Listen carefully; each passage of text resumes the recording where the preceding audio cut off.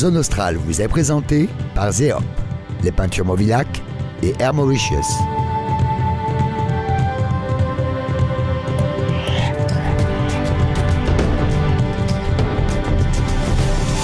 Pour cette nouvelle série de reportages en Asie, Zone Australe vous emmène pour 5 semaines de rêve au Vietnam, en compagnie d'une trentaine de voyageurs réunionnais pour une visite touristique du nord au sud, avec un premier film à Dalat et Nha Trang.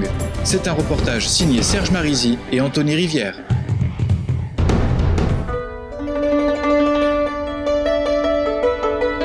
Entre la chapelle Domaine de Marie, d'architecture normande, la petite gare, aujourd'hui désaffectée mais copie conforme de celle de Trouville-Deauville, et les maisons inspirées de cette même région française, on se croirait dans l'ouest de la France.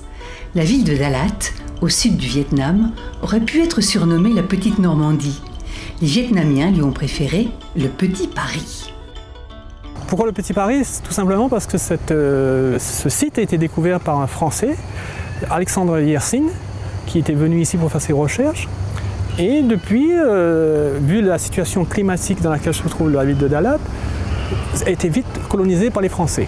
Donc on trouve une très grosse influence française au sein de cette ville. Même derrière nous, nous avons aussi quelques maisons qui retracent un petit peu le passage des Français. Ces maisons sont actuellement vides. Vides parce qu'elles sont maintenant sous l'emprise, entre guillemets, des fantômes.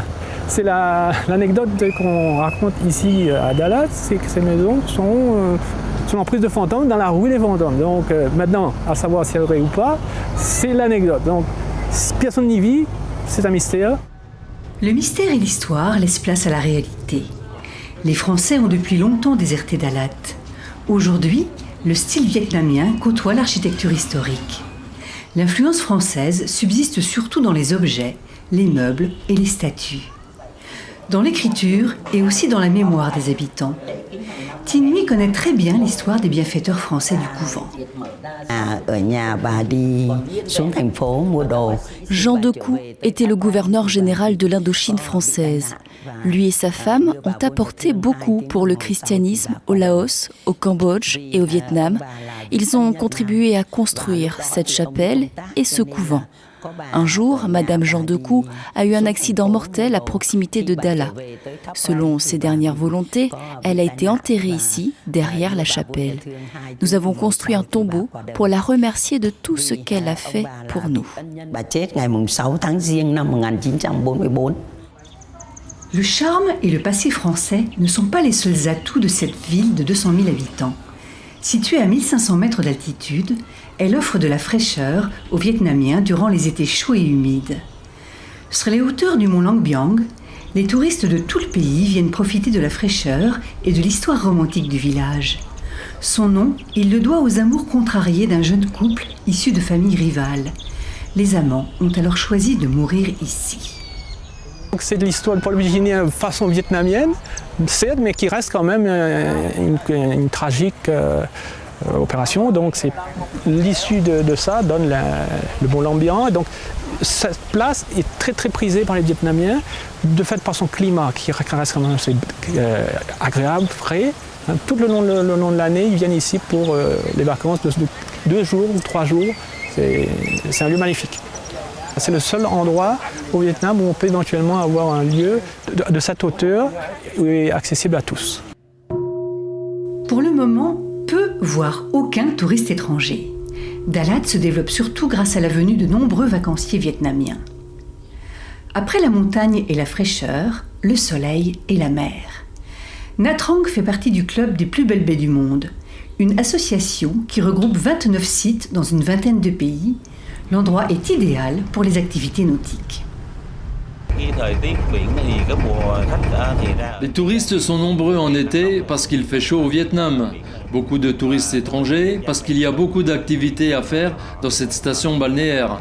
Nager, visiter les îles, pêcher et également la plongée sous-marine. L'eau est très claire, avec beaucoup de poissons et de coraux. C'est l'idéal en plein été. Entre la ville et la plus grande île de la baie, un immense téléphérique témoigne de l'importance du développement touristique. Les buildings et les restaurants sur le sable rappellent Miami, Cannes ou Rio. Tous les atouts d'une grande cité balnéaire sont présents, sauf peut-être les touristes, encore discrets. À l'origine, la mer était surtout un grand espace de pêche. Les structures en bois pour l'élevage de poissons sont encore bien présentes. Les pêcheurs traditionnels peuvent continuer leur activité tout en permettant aux touristes de leur rendre visite.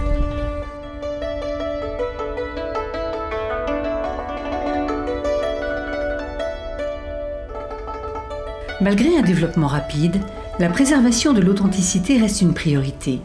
La culture aussi est protégée.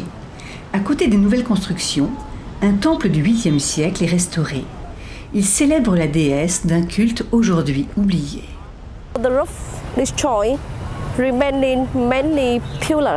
Le toit s'est effondré, laissant plusieurs piliers. Sur chacun d'entre eux, on peut distinguer 2 types de briques. Les anciennes, empilées il y a plus de 1200 ans par le peuple Cham, et les nouvelles briques utilisées aujourd'hui pour restaurer le temple. Plus haut, il y a aussi 4 tours pour les cérémonies qui sont restaurées aujourd'hui. La variété des paysages est l'atout touristique majeur du Vietnam. Alors que l'ouverture du pays ne date que d'une vingtaine d'années, les visiteurs sont de plus en plus nombreux. Longtemps, la priorité du gouvernement communiste a été de préserver l'authenticité du pays. Aujourd'hui, en ouvrant progressivement les portes, des efforts sont faits pour ne pas oublier l'histoire du Vietnam, depuis sa fondation jusqu'à l'ère coloniale française.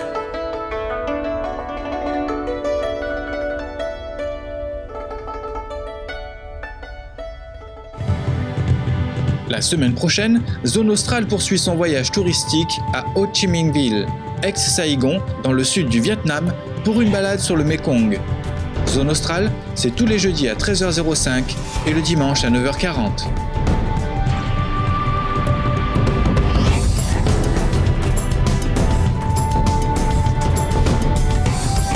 Zone Australe vous a été présenté par Zeop, les peintures Mobilac et Air Mauritius.